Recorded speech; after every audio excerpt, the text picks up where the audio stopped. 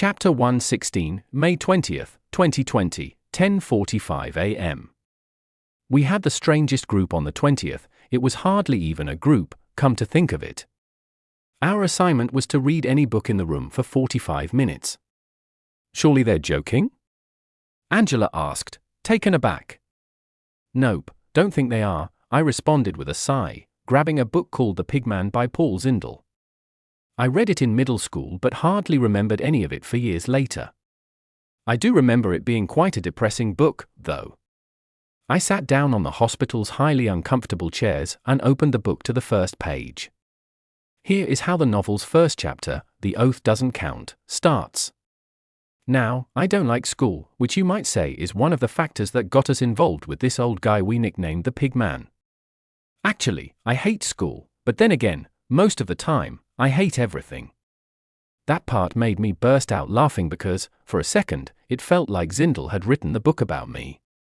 Especially that last line. What's so funny? Stella asked, reading Black Beauty. That book makes me weep every time I read it because of the scenes of animal abuse. Horses are my second favorite animal after jaguars. Here, I'll show you, I said as I went over to show her the intro. She didn't laugh as I did, but it got a small chuckle out of her.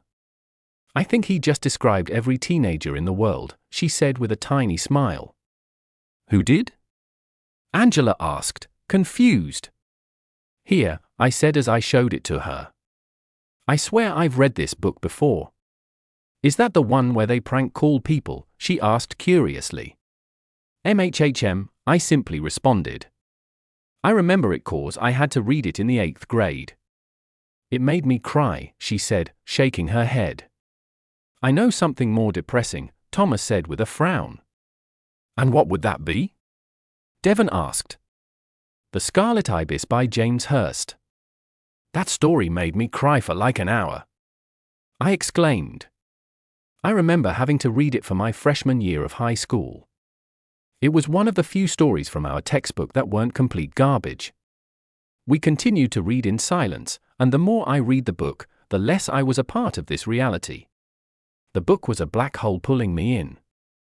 I became so detached from the world that I continued reading after our timer had rung. Why, you may ask? It's simple, really. Reality is often disappointing.